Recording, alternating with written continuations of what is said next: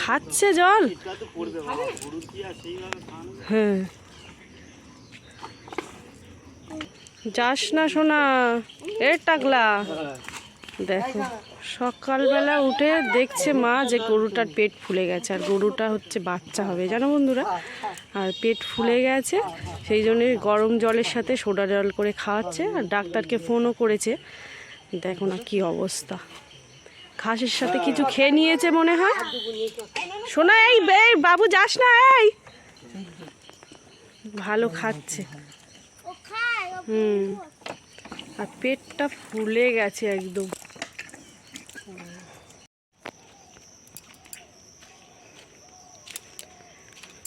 একটু পুকুরের দিকে ঘুরতে এলাম, আর দেখো বন্ধুরা পুরো পুকুরের জল একদম শুকিয়ে গেছে। এই হচ্ছে পাড়, আর আমি এখানে পাড়ের উপর দাঁড়িয়ে আছি। আর এখানে সব জমি আমাদের কাকাদের জমি, এটা আমাদের ওই সামনের জমি রয়েছে, সব করমচা হয়েছে। দেখো কি সুন্দর গাছ। এই পুকুরের পাড়ে তখন আমরা কত খেলা করতাম, আর এখন পুরো বন জঙ্গল হয়ে গেছে। এখানে তখন মাছ ধরতে আসতাম, আর এই গরমের সময় জল শুকিয়ে যেত, স্নান করতে যেতাম আবার খালে।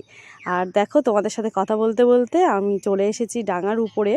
আর এইখানে শীতের সময় ওলকপি, ফুলকপি, শাক, অনেক কিছু, পালং শাক সব চাষ করেছিল, এখন আর নেই।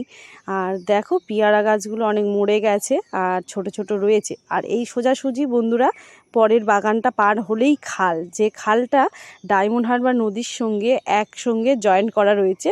ওইখান থেকে জল ছাড়লে সারা বছরই জল থাকে খালে। আর এই গাছটা কি তোমরা কেউ চেনো? দেখো বন্ধুরা, যদি চেনো তো কমেন্ট করে জানিও। আর আমাদের এইখানে কিন্তু এটা আমাদের বাপের বাড়িটা হচ্ছে বারুইপুর সংলগ্ন এলাকা, মানে বারুইপুরের কাছাকাছি, সেই জন্যে কিন্তু শুদ্ধ পেয়ারা বাগান। মানে আমাদের বলে না, বাপের বাড়িতে না, মানে আর সব পাশে যেসব জেঠু বলো, দাদাদের বলো, অনেকেরই শুধু দেখো পেয়ারা বাগান, শুদ্ধ পেয়ারা। আর বারুইপুরের পেয়ারার তো নাম করাই তোমরা জানো। আর এই দেখো এইখানে এই গাছটায় বাবুই পাখির বাসা করেছে। আর তোমাদের তো খালটা সম্বন্ধে একটু বলি। আমাদের যে খালটা ডায়মন্ড হারবার নদীর সঙ্গে জয়েন্ট রয়েছে, এই খাল থেকে কিন্তু যে মনসামঙ্গল কাব্যে তোমরা গল্প শুনেছো, যে বেহুলা লকিন্দারের মানে কাহিনিটা, ওই বেহুলা লকিন্দার কিন্তু সত্যি সত্যি আমাদের এই খাল দিয়ে, মানে তখন খালটা অনেক বড় ছিল, এখন অনেকটা ছোট হয়ে গেছে, এই খাল দিয়ে কিন্তু বেয়ে বেয়ে তখন গিয়েছে। আর সবাই কিন্তু জানে এটা পুরো সত্যি ঘটনা, একদম বাড়ির কাছেই রয়েছে খালটা। আমরা তেমন জানি। এই দেখো বন্ধুরা আমাদের গাছে কাঁঠাল হয়েছে, দেখো এটা বাড়ির মধ্যে। এই একটা কাঁঠালগুলো লম্বা দেখো কেন, আর এই দেখো একটা পুরো ঝুলছে গাছে, কত উপরে উপরে কাঁঠাল হয় দেখো। এই দেখো উপরে সব কাঁঠাল ঝুলছে। আর এটা হচ্ছে আম গাছ, সব আম হয়ে রয়েছে দেখো। এই দেখো এটা বাড়ির মধ্যে আম গাছ, আম হয়ে রয়েছে সব।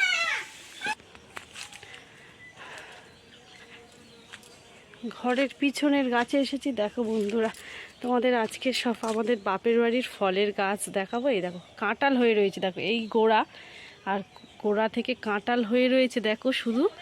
এই দেখো শুধু কি অবস্থা দেখো। এই রকম কাঁঠাল হতে কারা দেখেছো বন্ধুরা, কাদের বাড়িতে রয়েছে একটু কমেন্ট করে জানিও, খুব জানার ইচ্ছা হচ্ছে আমার। আর দেখো ওই যে উপরে ঝুলছে একটা কাঁঠাল, দেখো হাওয়াতে দোল খাচ্ছে কাঁঠালটা।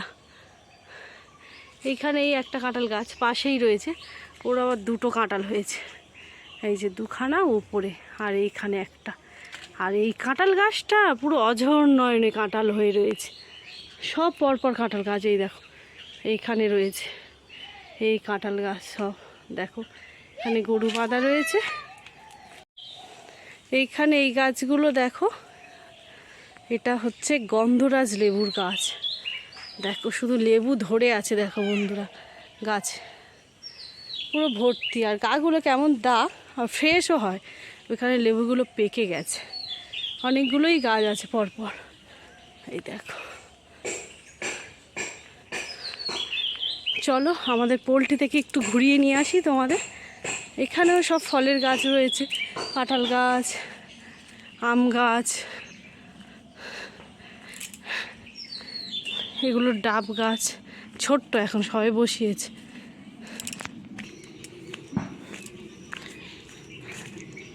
এইখানে বন্ধুরা গ্রামের দিকে শুধু যেদিকে তাকাবে শুধু বাগান আর বাগান, যেদিকে তাকাবে শুধু বাগান।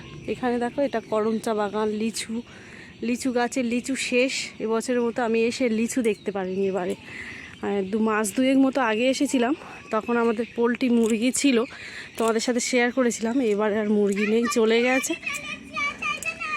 মা আর বাবা এখানে কাজ করছে, পোলট্রির সব মুরগি চলে গেছে, মুরগির হাগু সব মুরগি চলে গেছে, সেইগুলো সব পরিষ্কার করছে এখন মা আর বাবা।